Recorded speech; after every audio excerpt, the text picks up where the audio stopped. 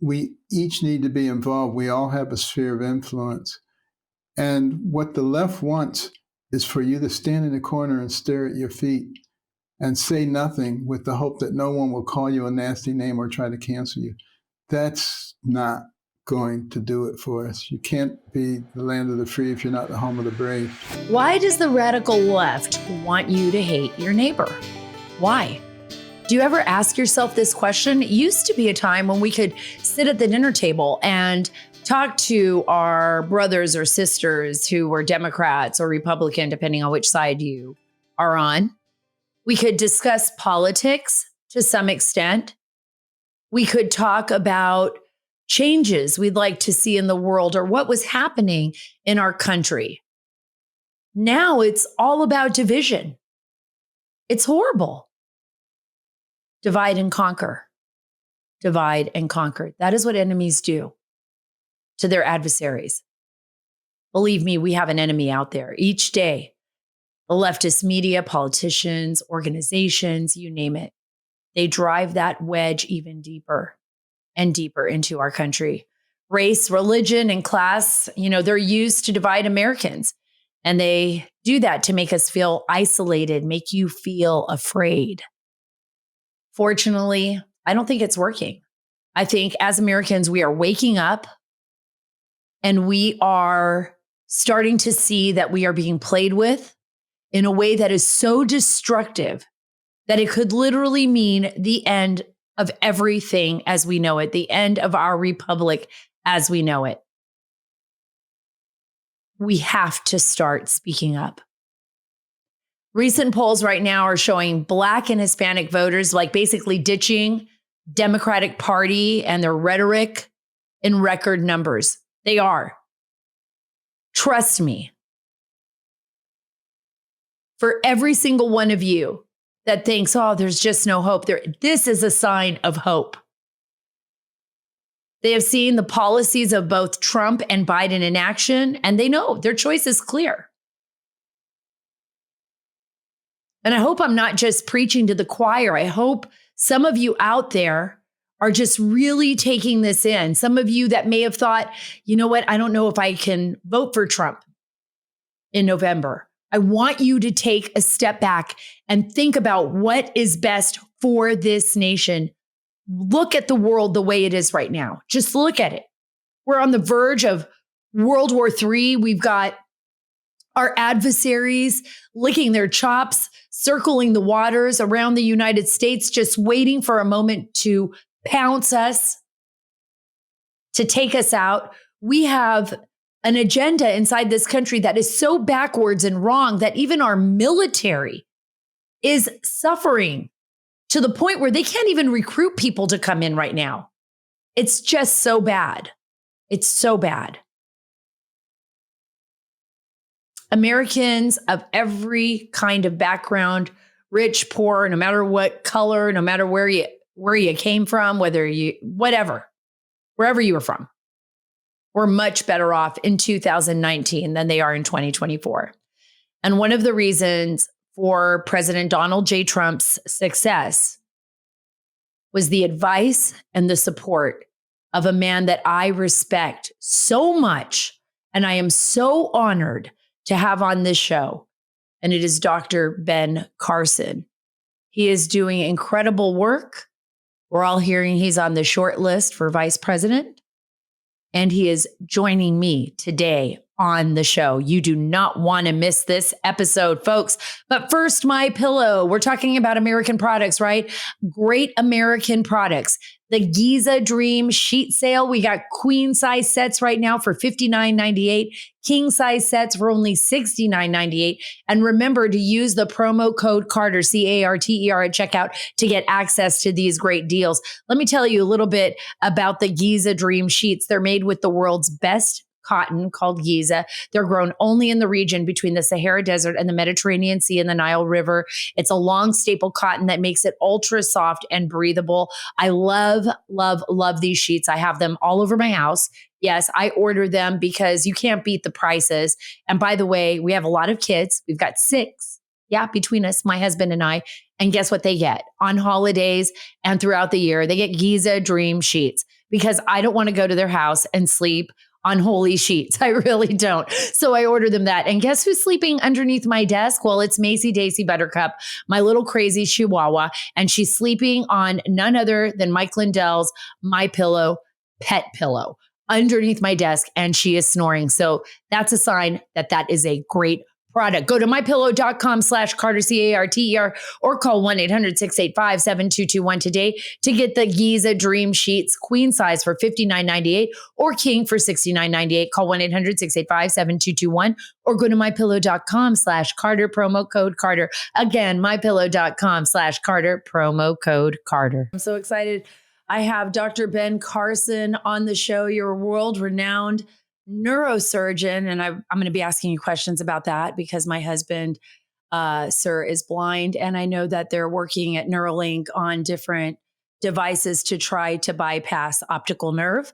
That'll be something that I want to talk to you about. You're the former Housing and Urban Development Secretary under President Trump, the heavy responsibility there, and you did an incredible job, and a member of the board of directors at Old Glory Holdings Company. You're also the founder of the American Cornerstone Institute. Thank you so much, Dr. Carson, for coming on my show. It's a very big honor and privilege. Thanks for having me, and thanks for being a patriot. Oh, thank you. You know, when I think of you, that is the word that comes to mind. And I heard your podcast. You have a great podcast too, by the way. I want to give a shout out. So everyone who's listening to my podcast, please go over and listen to Dr. Ben Carson's podcast as well. But Patriot came to mind when I was listening to the show with Lara Trump, and you were talking about, so many changes, historical changes. And you had asked her, about what was happening in the media and the changes that we're seeing in our country. And who's going to be defending us against a government that is no longer about the people, but about themselves. And I think that's what we're seeing right now with the Biden administration. It has gone so far from our republic. Yes. It's become so insular. Talk a little bit about that. Well, our founders were some amazing people. They were very smart and they were forward thinking. And they studied every government system that ever existed in the history of the world. And one of the things that they were able to determine is that all governments tend to move in the same direction. They grow, they infiltrate, and they dominate. And they wanted to give us a constitution that would prevent that from happening. And it was very difficult. The constitutional conventions, the last one almost broke up. Then it was the elder statesman, Benjamin Franklin, who said, "Gentlemen, stop. Let's get down on our knees and let's seek wisdom from the Lord." And they prayed and they got up and they put together the Constitution. But when he came out of that hall, he was asked, Benjamin Franklin was asked, "Sir, what do we have here, a monarchy or a republic?" And he said, "A republic, if you can keep it." And we've kept it for 240 years, but we're as close to losing it right now as we have ever been. Most people probably couldn't have even imagined a situation in the United States where you would have the political party that's in charge trying to eliminate the competition from the other side using the Justice Department. And, that's the kind of thing that you might expect in Russia or China or in a banana republic, but you would never expect it here. We used to be the shiny city on the hill when it came to our judicial system. If we allow that to succeed, if we allow the left to use the judicial system against their political opponent, America will never be the same again. Absolutely. We were the beacon of light on a hill that shined for the rest of the world, no matter where I traveled. And, and I have spent a lot of my career traveling all over the world, whether it was Afghanistan, whether it was my time in Germany when I was a young girl, actually, living there for about 8 months when my brother was stationed in Germany. I remember talking to a Vietnamese refugee, a family from Vietnam. And I remember he said to me, all I want to do is get to America. I'm here. This is kind of the station I'm at right now, but my goal is to make it to America. And the reason why was exactly what you said, Dr. Carson. Everywhere I went in the world, it was justice. It was the DOJ. It was the Department of Justice. It was the fact that no matter how poor, no matter where they were from, no matter what their background was, that there was an equal form of justice in America, that we were not a banana republic, that our Department of Justice stood for something. It wasn't perfect, but that it stood for something. And now we're losing that. We're watching the weaponization of our bureaucracies to the extent that our lawmakers have power not only over what it appears to be political opponents, but over the American public. And that's pretty frightening. Da haben Sie recht. Sprechen Sie Deutsch? I can say, das ist mein Hund. Haben Sie ein Bier, bitte?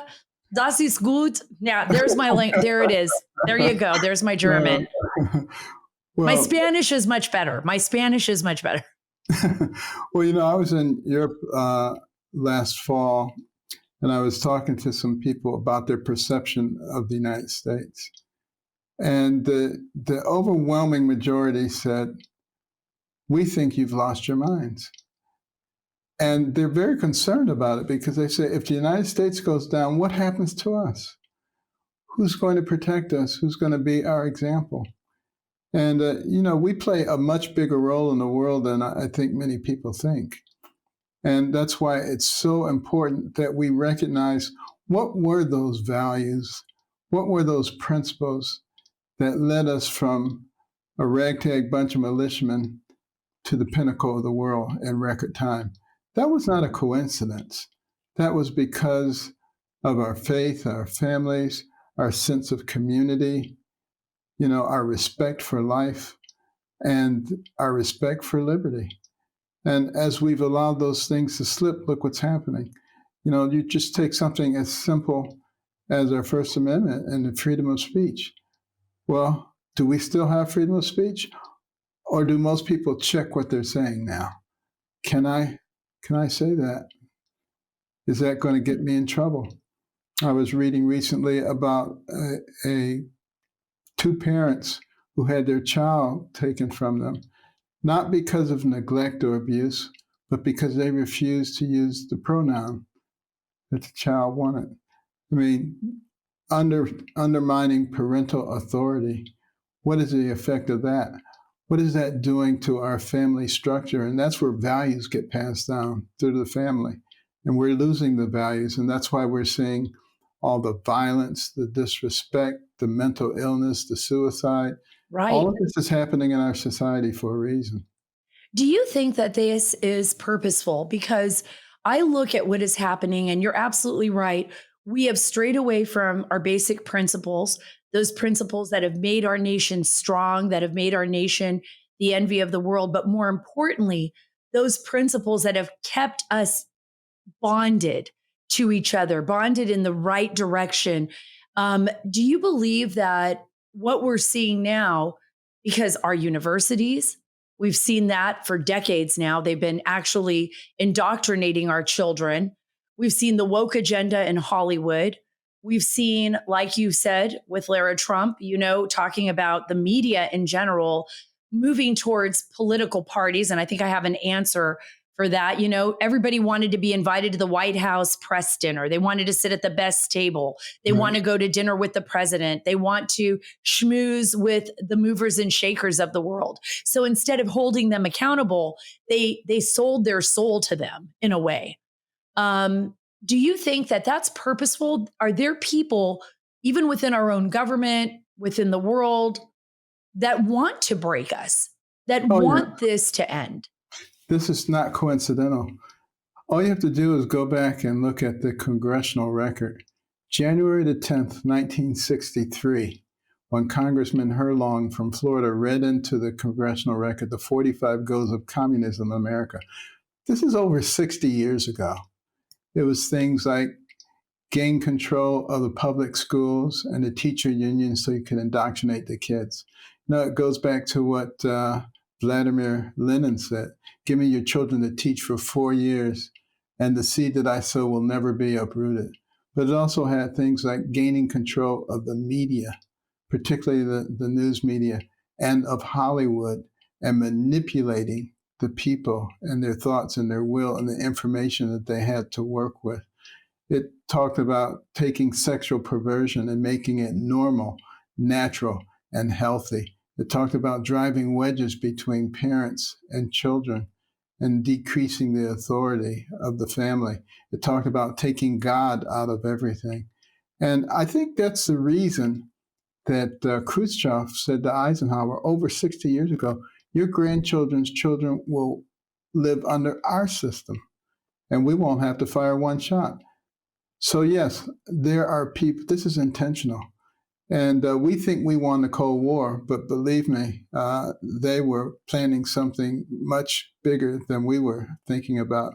And that's why it's so important that the American people realize that they're being manipulated, they're being played, and they are what Vladimir Lenin referred to as useful idiots, that's destroying their own future, gladly, happily laughing along the way because they're being manipulated. We can do better than this. You know, we are strong because we are united. Our Judeo-Christian values taught us to love your neighbor. The values today say, if your neighbor has a different yard sign, hate your neighbor, cancel your neighbor. You know, these are not things that lead to a strong country or a strong community. I can certainly see why, and I've known this for some time, why you are on the very, very short list for vice president of these United States of America for President Trump. And I wanted to ask you this question. Right now we're watching as President Trump he's up about a point or more on Joe Biden in the RCP polling average. Americans are starting to wake up, at least I hope. There is a lot of concern, that within the next 8 months, that anything can happen. We've seen, the deception in the media. They have attempted and continue to attempt to target President Trump. What would be the advice that you would give to President Trump, if you were sitting with him right now, on how to approach these next 8 months? I believe that it is so vitally important that he reach as many Americans as possible. I'm with you, Dr. Carson. I've talked to world leaders. I met with Prime Minister Netanyahu. You can see the stress even right now in the Middle East, the concern that, I don't know, another 4 years of what we've seen over the last 4 years is pretty discouraging. What would you say right now we need to do? Not just the president, but maybe as a party and as a nation to get us through the next 8 months and November? Well, I would tell them to concentrate on we the people. That's where the strength lies. That's what our founders built into our Constitution. And tell people, forget about what they've heard since the time they were a child, that you should not talk about politics. You should not talk about faith or religion. Those are the very things we need to be talking about, because those are the things that are being under attack, that are trying to unravel the core of our foundation. And we each need to be involved. We all have a sphere of influence. And what the left wants is for you to stand in the corner and stare at your feet and say nothing with the hope that no one will call you a nasty name or try to cancel you. That's not going to do it for us. You can't be the land of the free if you're not the home of the brave.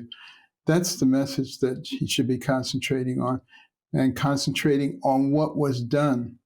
You don't have to speculate on what kind of president he would be.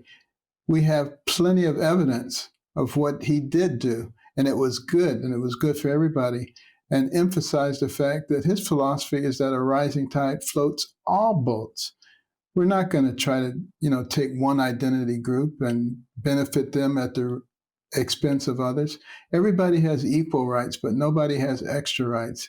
That's the message that I think should be put forward to the people, and I think it would resonate extremely strongly.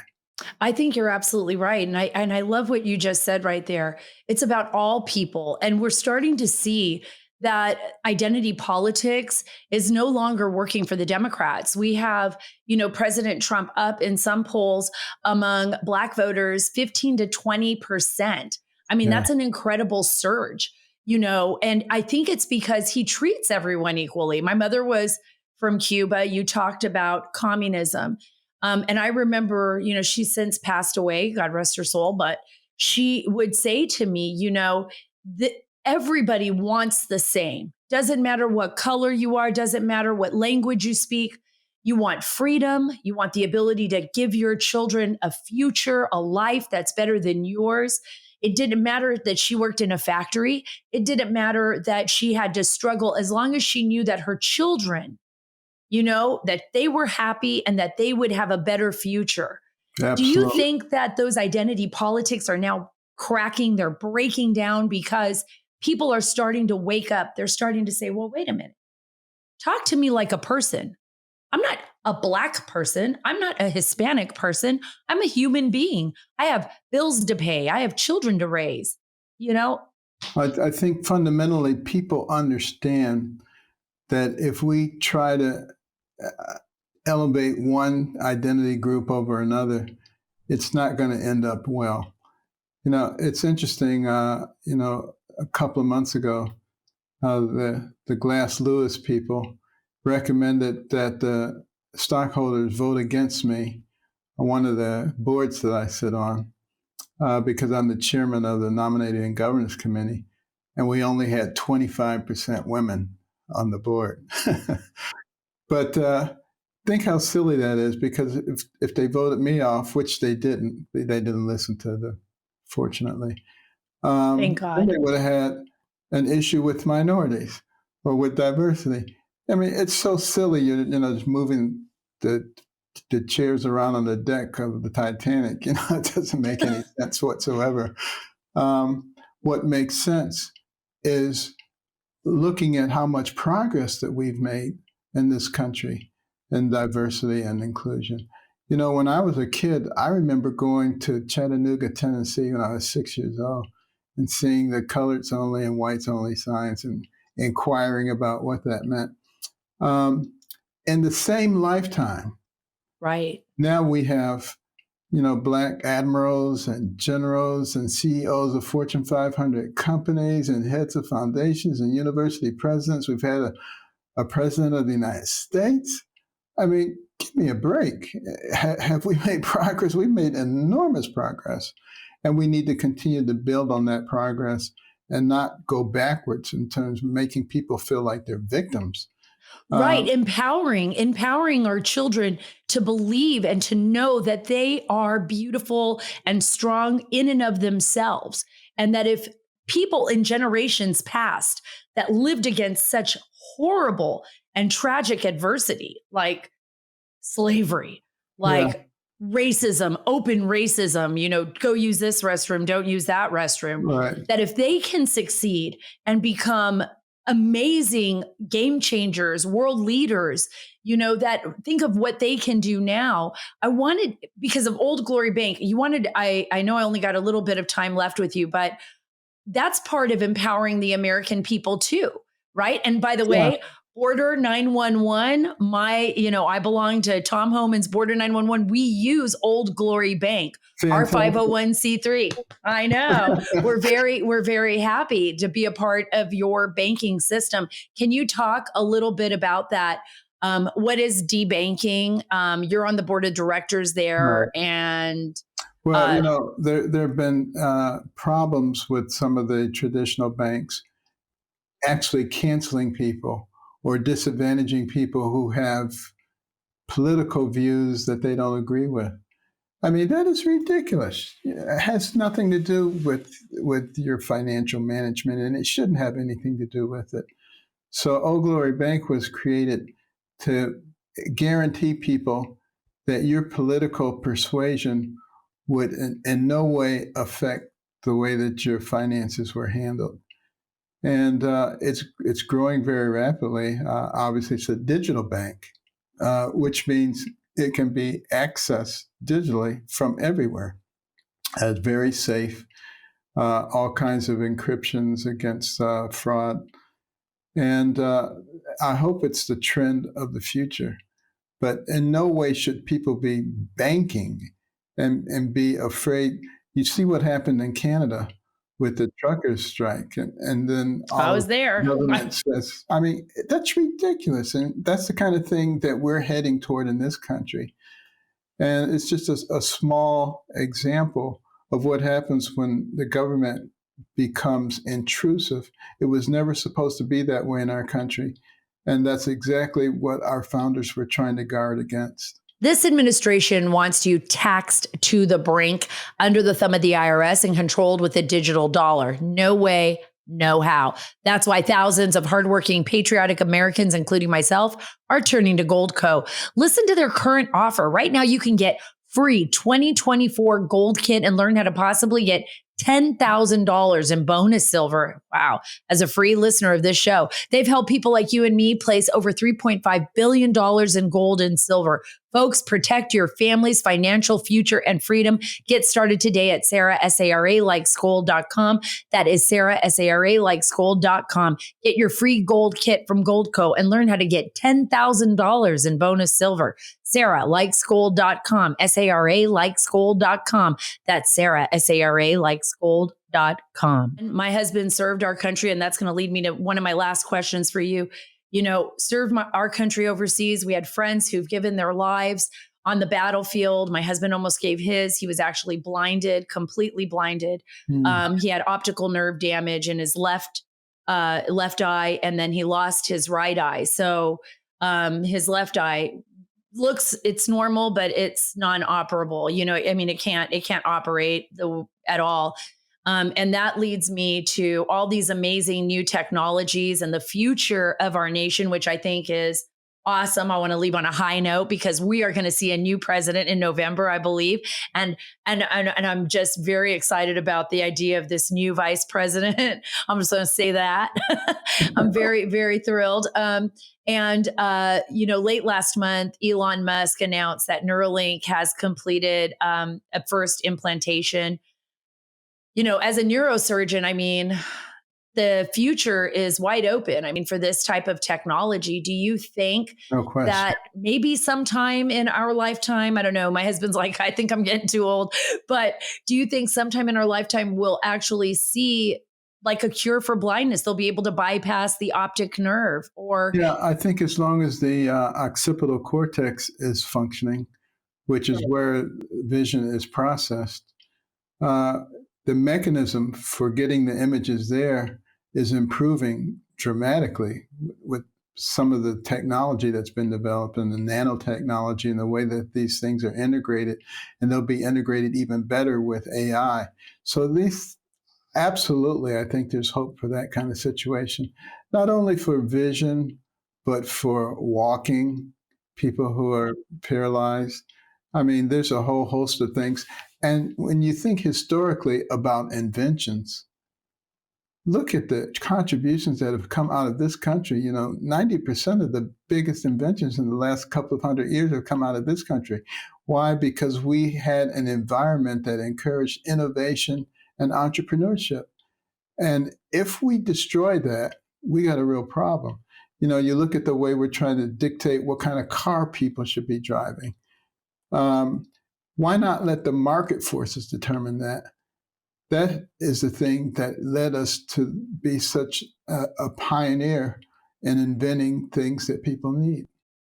It's about the private sector. It is. And it's about the future and inspiring people to live in a nation that is based on freedom and innovation. I mean, you never saw that in countries like you talked about the old Soviet Union. Even Russia right now is still struggling and reeling from its past. It can't seem to get out of its old mindset, you know, this Russian Soviet mindset that it has in place. But the United States was based on empowering regular people. Exactly. Every single one of us. It doesn't matter if your dad worked at a gas station and your mom worked at a factory.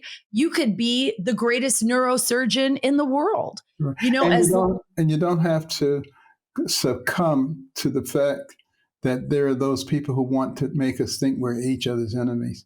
We are not enemies. W-A-N-E, Wayne. We are not enemies. And they try to drive wedges between us on the basis of race, age, income, gender, political philosophy, religion. Divide and conquer. That's what they're trying to do. And we, the American people, have to stick together. Our strength is in our unity. And we need to love and appreciate each other and work together again and not allow ourselves to be manipulated. Again, thank you so much, Dr. Carson, for being on the Sara Carter Show. I look forward to joining you one day on Common Sense, folks. Dr. Carson's podcast. You might want to take a listen. You learn something every single time. Please make sure you subscribe to the Sara Carter Show on your favorite podcast app. It helps us keep the show free and really gives us a boost in the algorithm. And y'all know how algorithms work. We need you to download so that they will spread the word and we will get our show out there. If you're watching on Rumble or YouTube, give us a like and a follow as well. Thank you so much for being a part of the show. Remember to follow me on Truth at Sara Carter Official. That's at SaraCarter Official, on X at Sara Carter DC, and on Instagram at S Carter DC. That's Sara without the H. God bless you. God bless our great nation. And God bless the great state of Texas. Oh, and God bless President Donald J. Trump and Dr. Ben Carson.